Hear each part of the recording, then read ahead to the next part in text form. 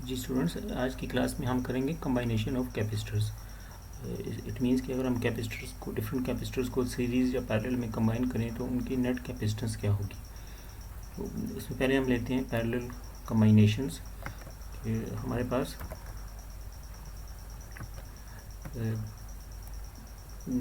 Parallel कंबाइनेशंस के ये जिस तरह फिगर में ये दो कैपेसिटर्स हैं, इसकी कैपेसिटेंस C1 है और इस कैपेसिटर की कैपेसिटेंस C2 है।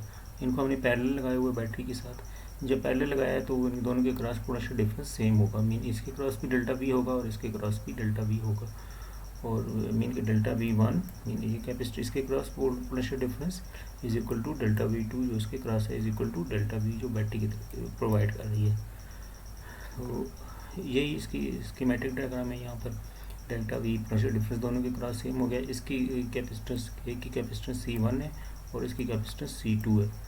तो जब यहाँ से हम कनेक्शन लगाएंगे तो ये चार्जेस मूव करेंगे, इधर इनके इलेक्ट्रॉन इधर से इधर मूव करेंगे, ये चार्ज होना शुरू हो जाएगा और ये दूसरा कैपेसिटर भी चार्ज होना शुरू हो जाएगा। तो उसमें जिसकी कैपेसिटेंस ज़्यादा होगी वो ज़्यादा चार्ज स्टोर करेगा। मीन कि अगर C1 कैपेसिटेंस ज़्यादा है तो Q1 चार्ज ज़्यादा स्टोर करेगा और Q2 कम होगा। और जितना भी चार्ज इन दोनों पे स्टोर हो रहा है वो कहाँ से आ रहा है, बैटरी से। तो उस बैटरी से चार्ज इसको चार्ज आ रहा है, इसको अगर मैं Q कह दूँ, इट मीन्स कि Q चार्ज जो यहाँ से जा रहा होगा इधर, ठीक है, Q इज इक्वल टू कुछ इधर चला जाएगा, ठीक है, और कुछ इधर चला जाएगा। तो सो टोटल चार्ज हो जाएगा Q इज इक्वल टू, वो इन दोनों में डिस्ट्रीब्यूट हो रहा है। So we can write Q is equal to Q1 plus Q2। तो इस केस में हम देखते हैं कि ये टोटल कैपेसिटेंस किसकी इक्वल होगी। वो हम आखिर में देखेंगे कि वो इक्वल होती है total capacitance equal to C1 plus C2, ठीक है। उस तरह आप कह सकते हैं कि अगर आपके पास ये कैपेसिटर नहीं है, सपोज कर लें ये नहीं है, सिर्फ ये लगा हुआ है, तो ये सिर्फ Q1 चार्ज स्टोर करेगा। लेकिन जब हम साथ ये भी लगा देंगे तो ये एक्स्ट्रा चार्ज स्टोर करेगा। इसका मतलब है कि इन टोटल ओवरऑल देखें तो ये दोनों मिलकर ज़्यादा चार्ज स्टोर कर रही हैं। और पोटेंशियल डिफरेंस सेम है, जितना पहले दे रहे थे कि C1 को उतना ही C2 के लिए। तो सेम पोटेंशियल डिफरेंस पे दोनों ज़्यादा चार्ज स्टोर कर रहे हैं। इसका मतलब है कि ओवरऑल कैपेसिटेंस इंक्रीज़ हो रही है, ऐड हो गई है, क्योंकि वो कैपेसिटेंस ही होती है कि चार्ज पर यूनिट वोल्टेज। अच्छा, अब अगर एक और कैपेसिटर मैं यहाँ लगा दूँ, यहाँ पर एक और कैपेसिटर लगा दूँ, तो वो एक्स्ट्रा चार्ज स्टोर करेगा Q3, ठीक हो गया Q3। तो अब टोटल चार्ज जो होगा वो यहाँ से बढ़ जाएगा, वो हो जाएगा Q1 plus Q2 plus Q3। जब मैंने ये कनेक्शन लगाया Q3 तो Q1 Q2 उतना ही रहेंगे, Q3 एक्स्ट्रा हो जाएगा। तो इसका मतलब है कि अब इन तीनों ने ज़्यादा चार्ज स्टोर किया, तो ओवरऑल तीनों के कैपेसिटर्स किसी एक कैपेसिटर से ज़्यादा हो गई है। सो हम जनरल लिखते हैं कि C equivalent is equal to C1 plus C2 plus C3 जितने भी कैपेसिटर्स लगाए हुए हैं पैरेलल में। अब इसको थोड़ा मैथमेटिकली प्रूव कर लेते हैं। तो नेक्स्ट हम देखते हैं कि इसी को मैथमेटिकली प्रूव करने के लिए हम देखते हैं कि Q1 is equal to C1 delta V। हम Q is equal to CV की इक्वेशन से Q1 is equal to C1 delta T, mean ये वाला Q1 C1 डेल्टा V इसकी इक्वल हो जाएगा। Sorry, Q1 is equal to C1 delta V और Q2 charge किसकी इक्वल हो जाएगा, C2 डेल्टा V, ये वाला, ठीक हो गया।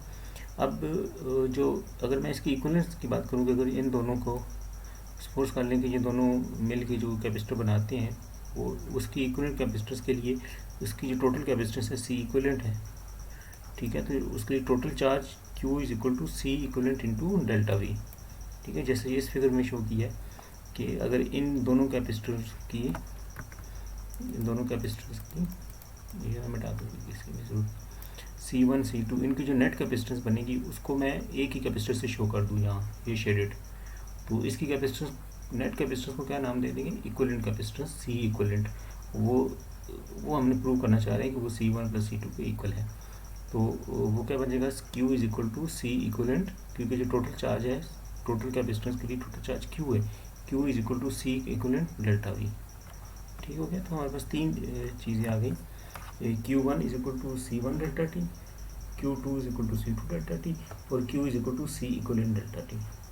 अब पहले मैं बता चुका हूँ कि जो टोटल चार्ज यहाँ से आ रहे हैं Q, वो इन दोनों में डिवाइड हो रहे हैं, that is Q is equal to Q1 plus Q2।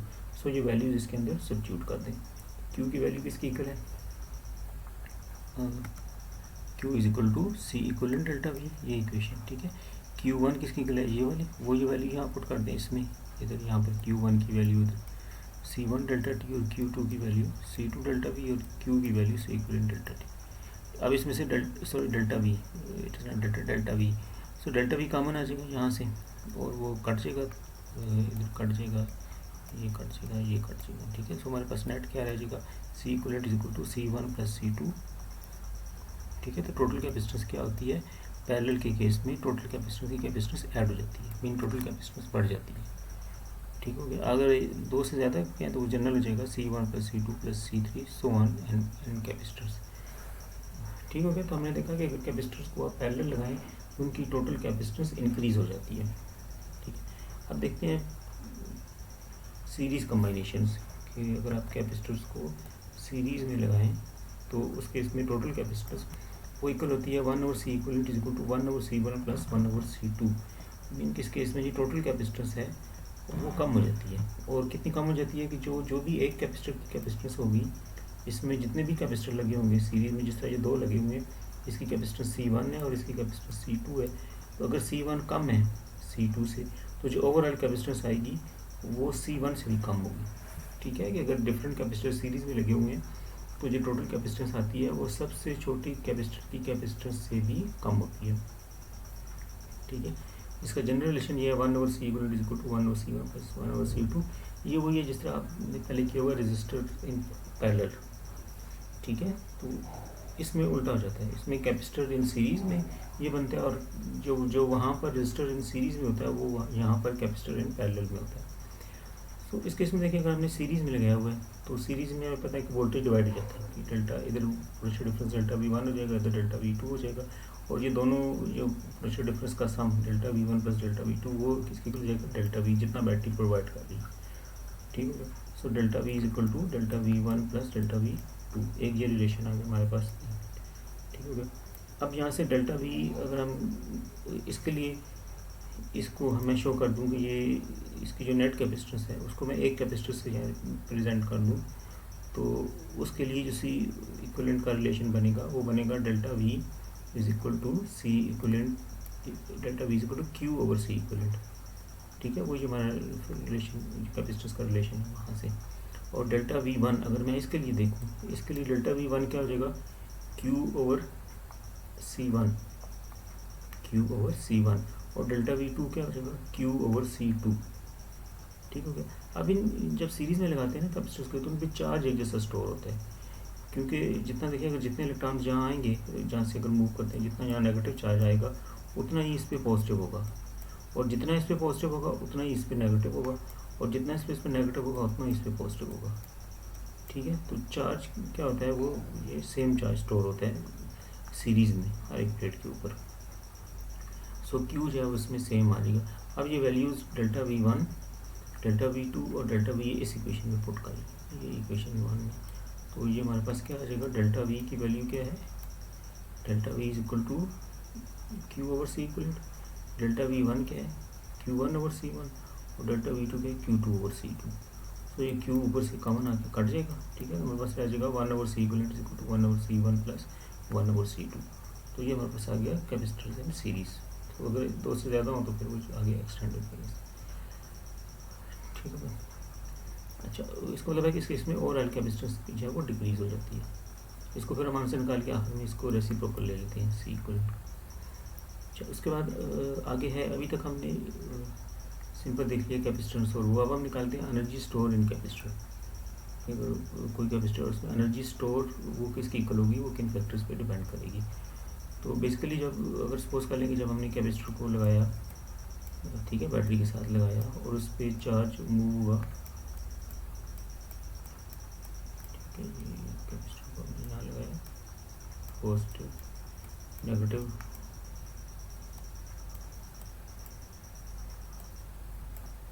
तो उस पर जो सपोज कर लेंगे DQ चार्ज में ले लूँ, छोटा सा DQ चार्ज जो मूव करता है यहाँ से यहाँ, तो उसके लिए बैटरी को कितना वर्क करना पड़ेगा, dW is equal to delta V DQ, ठीक है। ये पोटेंशियल डिफरेंस की डेफिनेशन है। पोटेंशियल डिफरेंस होता है ना V is equal to DW over DQ, तो dW क्या आ जाएगा, डेल्टा V DQ, ठीक है। और सिंपल अगर आप लिखें तो W is equal to Q delta V, या QV भी लिख सकते हैं समटाइम, डेल्टा V को अगर V से रिप्रेजेंट कर सकते हैं करें तो डेल्टा वी को क्या लिख सकते हैं, क्यू वी। ये कॉमन इक्वेशन है जो ये हमें बताती है इलेक्ट्रिकल एनर्जी, किसी भी सिस्टम, किसी भी इलेक्ट्रिकल एनर्जी किसकी इक्वल होगी तो इसी को हमने यहाँ यूज़ किया कि क्यू की बजाय यहाँ डी क्यू ले लिया, छोटा सा चार्ज ले लिया, very small charge D Q, delta we potential difference. ठीक है, तो इसमें हम डेल्टा वी हम वैल्यू पुट कर दें क्यू ओवर सी। ठीक हो गया। सो अब इसको ये तो था डी क्यू के लिए। अब इस पर जो टोटल चार्ज स्टोर हो रहा है इस पर, जब यहाँ से ये डी क्यू चार्ज मूव कर रहे हैं तो टोटल चार्ज इस पर स्टोर अगर क्यू हो रहा है, पहले इस पर चार्ज 0 था, बाद में टोटल कितना हो जाएगा क्यू। तो इसी को हम इंटीग्रेट कर लें, इस इक्वेशन को, from 0 to Q over C D Q, क्योंकि ये बताता है कि डी क्यू चार्ज होने में, डी क्यू चार्ज स्टोर होने में कितना वर्क हो रहा है। और अगर इसको इंटीग्रेट कर लें 0 टू क्यू तो वो आ जाएगा टोटल चार्ज क्यू स्टोर होने में जितना वर्क हो रहा है। ठीक है, इसको अब आगे हम इंटीग्रेट कर लें, ये आ जाएगा, और लिमिट पुट करें तो ये आ जाएगा क्यू स्क्वायर ओवर 2c। ठीक होगा। तो ये जो चार्ज वर्क किया बैटरी ने डब्ल्यू, ये इस वर्क इस कैपेसिटर के अंदर as a potential energy store हो गया। तो इसको हम लिख सकते हैं U is equal to Q square over 2c, या हम इसे लिख सकते हैं U is equal to half Q delta V. ठीक है, या इसको लिख सकते हैं half C delta V square. ठीक है, ये जो रिलेशन आते हैं, ये इस रिलेशन आते हैं जो हमने पढ़ा हुआ है, Q is equal to C delta V. ठीक है, इसमें पहले होने के कैपेसिटेंस को यहाँ पर देखिए, इसमें कैपेसिटेंस नहीं है, इसमें कैप सी को सब्जेक्ट बनाए क्यू डेल्टा वी, तो वो यहाँ पर जो पुट कर ले तो ये रिलेशन आ जाएगा। फिर दूसरे रिलेशन में यहाँ देखें क्यू नहीं है, तो क्यू यहाँ पर क्यू की वैल्यू जो है सी डेल्टा वी यहाँ पुट कर ले, वो काट के हमारे पास हाफ सी वी स्केयर आ जाएगा। ठीक है, तो मोस्टली जो एक्सप्रेशन यूज़ होता है वो हाफ सी वी स्केयर, या यहाँ पर half C V delta V square भी कह सकते हैं इसको। ठीक है, ये क्योंकि हमें कैपेसिटेंस पता होती है, पोटेंशियल डिफरेंस पता होता है जो हम अप्लाई करेंगे। अच्छा, अब यहाँ से हम एनर्जी डेंसिटी का एक्सप्रेशन भी निकाल सकते हैं कि उसमें उस कैपेसिटर के अंदर जो अंदर का जो एरिया है, ये जो अंदर का पोर्शन होता है कैपेसिटर के अंदर, ये उसमें एनर्जी पर यूनिट वॉल्यूम कितना स्टोर हो रही है। तो अभी तो हमने निकाली ना टोटल एनर्जी जो इस रीजन में इसके अंदर स्टोर हो रही है, इलेक्ट्रिकल एनर्जी। और अब हम निकाल सकते हैं एनर्जी पर unit volume, energy divided by इसका अंदर का वॉल्यूम। ठीक है, तो वो अंदर का वॉल्यूम किसको होगा, अगर इसका एरिया ए है, ये पूरा एरिया अगर ए है, ठीक है, और ये विथ डी है अगर दोनों का डिस्टेंस, ठीक है, तो जो वॉल्यूम आएगा बीच वाला वो बनेगा ए इंटू डी। ये इसका अंदर का वॉल्यूम आ जाएगा, जो अंदर एक क्यूबाइट बनेगा ना, उसका वॉल्यूम ये आ जाएगा।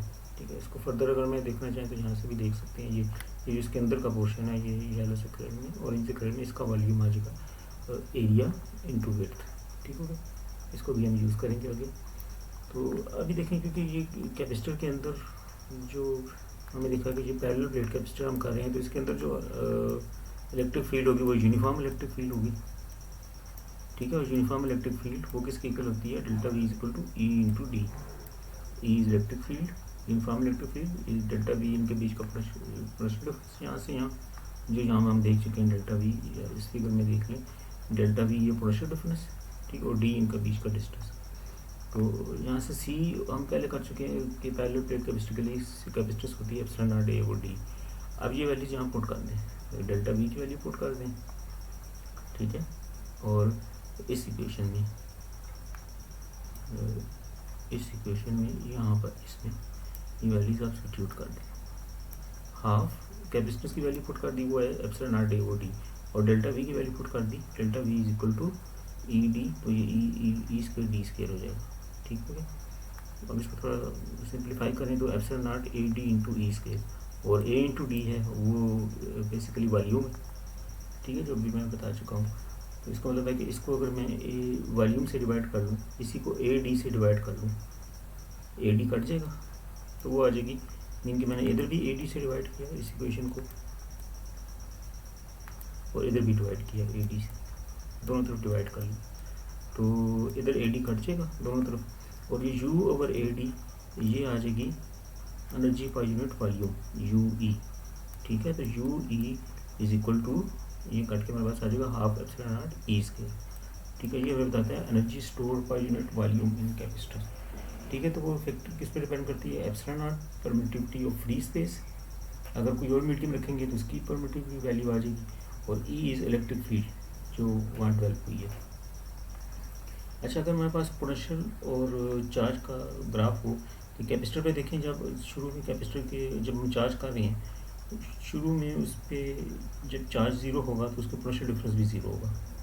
ठीक है, जैसे जैसे उसके क्रॉस चार्ज इंक्रीज़ होता जाएगा पोटेंशियल डिफरेंस भी उसके क्रॉस इंक्रीज़ होता जाएगा। ये तो इस केस में ये जो एरिया होता है, एरिया बिटवीन कोई भी, अगर आपके पास पोटेंशियल डिफरेंस का ग्राफ हो, पोटेंशियल डिफरेंस वर्सेस चार्ज, तो उसका जो एरिया होता है वो इक्वल होता है इलेक्ट्रिकल एनर्जी के equal, W is equal to Q, और जो भी पोटेंशियल डिफरेंस आ रहा है। इस केस में चूँकि वो पोटेंशियल कांस्टेंट नहीं है, इंक्रीज़ हो रहा है, तो वो फिर हम एवरेज पोटेंशियल ले लेंगे 0 प्लस डेल्टा V ओवर 2, तो वो हाफ आ जाता है। पोटेंशियल डिफरेंस कितना आ जाएगा, हाफ डेल्टा V। ठीक है, ये यहाँ पुट कर लें, हाफ डेल्टा V। ठीक है, ये वो रिलेशन बन जाता है जो हमने अभी देखा था, हाफ Q डेल्टा V ये वाला, क्योंकि हमने यहाँ इंटीग्रेशन से सॉल्व किया था। ठीक हो गया। तो ये जो क्वेश्चन है सिंपल Q डेल्टा V, ये यूज़ होती है कि अगर आपके पास कहीं पोटेंशियल कांस्टेंट है, जो कुछ एप्लीकेशन है जिसमें रजिस्टर वगैरह उसमें पोटेंशियल कांस्टेंट होता है, डेल्टा V या V कांस्टेंट है। ठीक है, तो उसमें ये ग्राफ बनता है, तो उसमें जो एरिया आता है ये वो सिंपल होता है V into Q into V। तो सिंपल एप्लीकेशन जहाँ पे पोटेंशियल डिफरेंस कांस्टेंट हो दो पॉइंट्स के बीच में, जैसे एक रजिस्टर है उसके ग्राफ आपने बैटरी का कनेक्शन लगा दिए, बैटरी इसको कांस्टेंट पोटेंशियल डिफरेंस अप्लाई कर दिया, तो उसके फिर क्या होगा कि उसमें इलेक्ट्रिकल एनर्जी सिंपल ये आ जाएगी Q डेल्टा V ये। और जहाँ कैपेसिटर के केस में कैपेसिटर के ग्रास पोटेंशियल डिफरेंस जो है वो कांस्टेंट नहीं होता, क्योंकि जैसे जैसे आप चार्ज करते हैं उसके ग्रास पोटेंशियल डिफरेंस जो है वो जीरो से इंक्रीज़ होता है, इसलिए जो ग्राफ में शो किया हुआ, तो उसमें फिर ये रिलेशन डायरेक्ट नहीं लगता, उसमें आप हाफ, तो उसमें आप एवरेज पोटेंशियल निकालेंगे, एवरेज पोटेंशियल जो बनेगा इसका 0 प्लस डेल्टा V ओवर 2, ये बनेगा हाफ डेल्टा V। ठीक होगा, तो वो फिर यहाँ Q और ये average potential half delta V आ जाएगा। ये भी एक अल्टरनेट मेथड है ये प्रूव करने का, और दूसरा ये इंटीग्रेशन से जो हमने यहाँ कर लिया। तो नेक्स्ट हम देखते हैं कि अगर कैपेसिटर के बीच में कोई मीडियम रखते हैं, अभी तक हमने बीच में वैक्यूम अज्यूम किया है ना, जितना हमने किया, अगर कैपेसिटर की प्लेट्स के बीच में कोई मीडियम रखते हैं, उस मीडियम को हम पहले पढ़ चुके हैं कि उसको नाम देते हैं डाई इलेक्ट्रिक।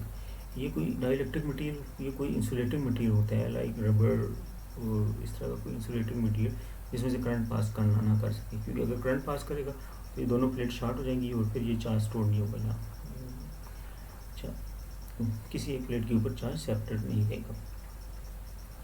अच्छा, अगर हमारे पास ये बीच में एयर है और डाइलेक्ट्रिक मीडियम रखें, तो डाइलेक्ट्रिक मीडियम रखने से उसकी कैपेसिटेंस बढ़ जाती है।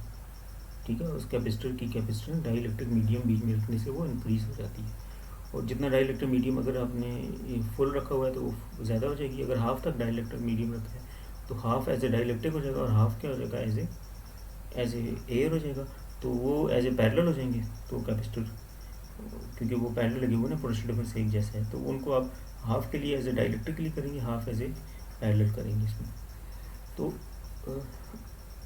हाफ एज ए एयर करेंगे सॉरी, तो वो दोनों जिस तरह हमने टोटल कैपेसिटेंस क्या हो जाएगी उनकी ऐड हो जाएगी, क्योंकि पैरेलल अगर कैपेसिटेंस हो तो उनकी कैपेसिटेंस ऐड हो जाती है।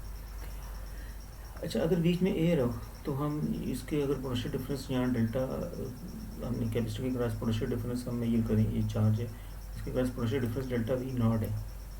ठीक है, उसकी रिलेशन हो जाएगा delta V not is equal to Q not over C not. ये यहाँ पे लिखा हुआ delta V not is equal to Q not over C not. ये किसके लिए, अगर बीच में कुछ ना हो, वैक्यूम हो, ठीक है, नो डाइलेक्ट्रिक मीडियम। अब अगर मैं इसी के बीच में डाइलेक्ट्रिक मीडियम रख दूँ, उससे पहले पोटेंशियल डिफरेंस कितना था, V नॉट, यहाँ पर V नॉट था ये इस केस में, और मैंने इसी में डाइलेक्ट्रिक मीडियम बीच में ये ऐड दिया, इसी जब पोटेंशियल डिफरेंस V नॉट था उस वक्त मैंने यहाँ डाइलेक्ट्रिक मीडियम ऐड कर दिया ये। तो डाइलेक्ट्रिक मीडियम ऐड करने से उसमें ये होता है कि फिर ये जो पोटेंशियल डिफरेंस है इसके क्रॉस वो डिक्रीज़ हो जाता है, delta V potential difference decrease हो जाएगा। इसका मतलब है कि आप ये और ज़्यादा चार्ज स्टोर कर सकते हैं, और पोटेंशियल डिफरेंस जितने टाइम इंक्रीज़ हो जाता है उसको हम K कहते हैं, कि पहले पोटेंशियल डिफरेंस डेल्टा V था नॉट था ये वाला, और जब हमने बीच में डाइलेक्ट्रिक मीडियम रखा तो वो K time potential difference decrease हो गया, तो new potential difference delta V is equal to delta V not is potential difference with vacuum ये वाला, और ओवर K। ठीक है। इसमें के और यहाँ से फिर कैपेसिटेंस क्या हो जाएगी, C is equal to Q naught और डेल्टा वी, क्यू नॉट और अब डेल्टा वी की, ये तो जनरल डेफिनेशन होती है ना कैपेसिटेंस की, क्यू नॉट डेल्टा वी। अब डेल्टा वी की वैल्यू ये आ जाएगी डेल्टा वी और के नॉट, ये यहाँ पुट कर लें इस जगह, डेल्टा वी और के नॉट यहाँ पुट कर लें, तो ये क्या बन जाएगा डेल्टा वी नॉट ओवर के, और ये के ऊपर चला जाएगा Q naught over delta V naught, और Q naught over delta V naught वो क्या थी, वो हमारे पास ये कैपेसिटेंस थी with vacuum, C is equal to Q और वी, तो C naught is equal to Q naught over V naught, ये सी नॉट ये जो इक्वल है ये वाली टर्म, ये सी नॉट की इक्वल है कैपेसिटेंस विद वैक्यूम, क्योंकि जब वैक्यूम था बीच में तो उसकी कैपेसिटेंस कितनी थी delta V not. So C capacitance with dielectric medium is equal to K time capacitance with vacuum. इसको मतलब है कि जब हमने डाइलेक्ट्रिक मीडियम रखा तो कैपेसिटेंस के टाइम इंक्रीज हो जाएगी, ठीक है। इसमें के इसका dielectric constant of that medium, जो कि हम इसमें इंसर्ट करेंगे, ये प्लास्टिक है, ये रबड़ है, या कोई भी मीडियम जो बीच में रखे हैं उसका डाइलेक्ट्रिक कांस्टेंट। सो इससे पहले हमने देखा था कि for parallel plate capacitor vacuum के लिए कैपेसिटेंस हमने निकाली थी एप्सिलॉन नॉट ए और डी, और यहाँ पर हमने देखा कि वो ये हो जाएगी सी नॉट, और जब हम मीडियम रखेंगे जिसका डाइलेक्ट्रिक कांस्टेंट के है उसकी कैपेसिटेंस के टाइम इंक्रीज हो जाएगी, तो ये बन जाएगा सी इज इक्वल टू के epsilon not a over D. Okay, thank you.